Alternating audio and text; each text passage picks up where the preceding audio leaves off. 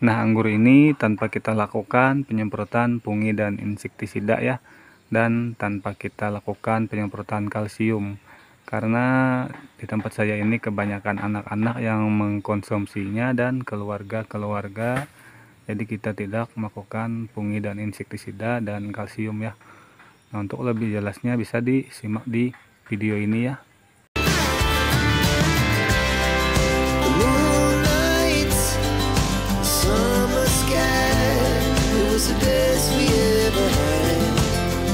Ya, ini adalah penampakan buah anggur Jupiter kita yang usianya sudah 52 HSP atau 52 hari ya. Alhamdulillah ini dompolannya bagus-bagus, dan ini berinya masih rapat ya. Ini nanti akan kita lakukan penjarangan lagi, walaupun ini sudah pernah kita lakukan penjarangan 1 kali ya. Nah, ini juga bagus, dan ini tidak pernah kita lakukan penyemprotan fungi dan insektisida ya. Terakhir kita melakukan penyemprotan fungi dan insektisida pas dia selesai penyerbukan ya, dan ini tidak akan kita lakukan penyemprotan fungi dan insektisida lagi. Kita hanya memberikan penyemprotan menggunakan air dari kolam ikan ya. Nah, dan air dari kolam ikan itu selalu kita berikan kalau habis hujan. Nah, kalau hari tidak hujan 1 minggu bisa 2 kali kita spraykan, dan ini bisa membuat beri anggurnya ini bagus ya, bagus dan terhindar dari kerak atau burik ya. Alhamdulillah. Nah, ini masih ada buah sisa tuh.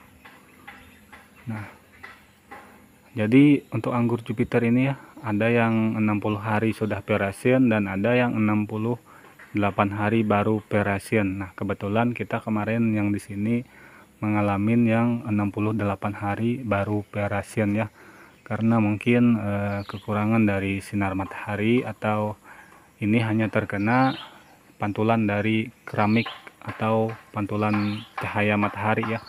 Karena ini kita tanam di bawah genteng, itu genteng, dan ini di bawahnya keramik. Nah, dan hanya terkena pantulan itu ya. Nah, tapi alhamdulillah berinya bagus dan pertumbuhannya juga bagus. Nah, jadi saya di sini juga tidak pernah melakukan penyemprotan kalsium ya atau yang lainnya. Nah, saya hanya menggunakan satu tadi itu, yaitu penyemprotan menggunakan air kolam ikan ya. Dan alhamdulillah ini berinya bagus-bagus. Nah, kalaupun saya mau misalnya ada beri yang pecah-pecah ya, mungkin akan saya berikan penyemprotan dengan susu denkau ya. Nah, itu akan saya spraykan. Tapi yang saya alamin ini saya belum pernah melakukan pemberian itu ya, karena berinya masih aman dan masih sangat bagus. Dan kemarin kita panen di sini ada 3 dompol ya. Nah, ini masih ada sisa.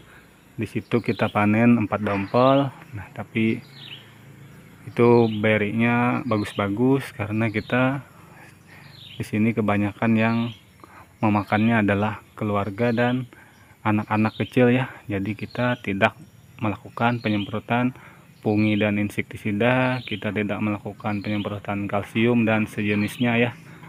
Dan ini pemupukan di media pun kita sangat jarang memberikan ya.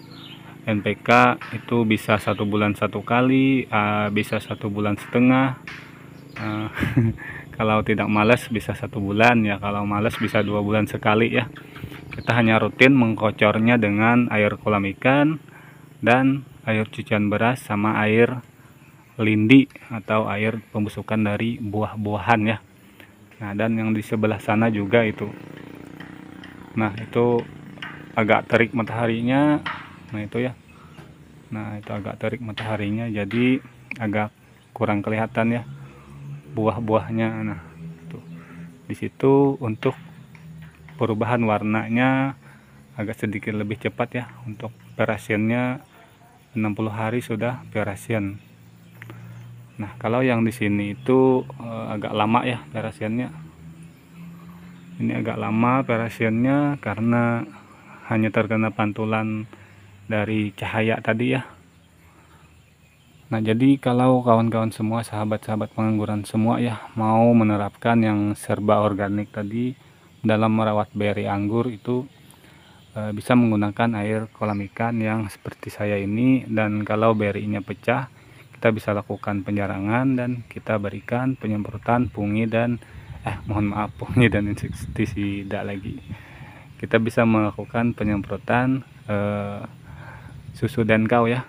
Nah, ini bisa langsung kita spraykan ke buah, karena susu denkau itu juga ada mengandung kalsium ya, dan itu juga bersifat bahan organik ya, dan itu tidak akan menimbulkan semut karena itu tidak manis, karena itu untuk bayi ya, jadi kadar gulanya sangat rendah. Nah, jadi nah mungkin ada yang bertanya juga, untuk membuat beri anggur itu mengkilap seperti ini atau kinclong seperti ini seperti apa. Nah, mungkin bisa dilihat di video saya tempo hari ya, atau beberapa hari yang lalu, bisa dilihat di situ. Itu sudah ada saya bagikan caranya. Dan untuk kawan-kawan semua yang mau menanam anggur ya, saya sangat menyarankan untuk menanam anggur varian Jupiter ini ya. Ini sangat mudah berbuah walaupun kita hanya tanam di teras rumah atau di samping rumah ini. Tuh di situ tempat tanamnya ya.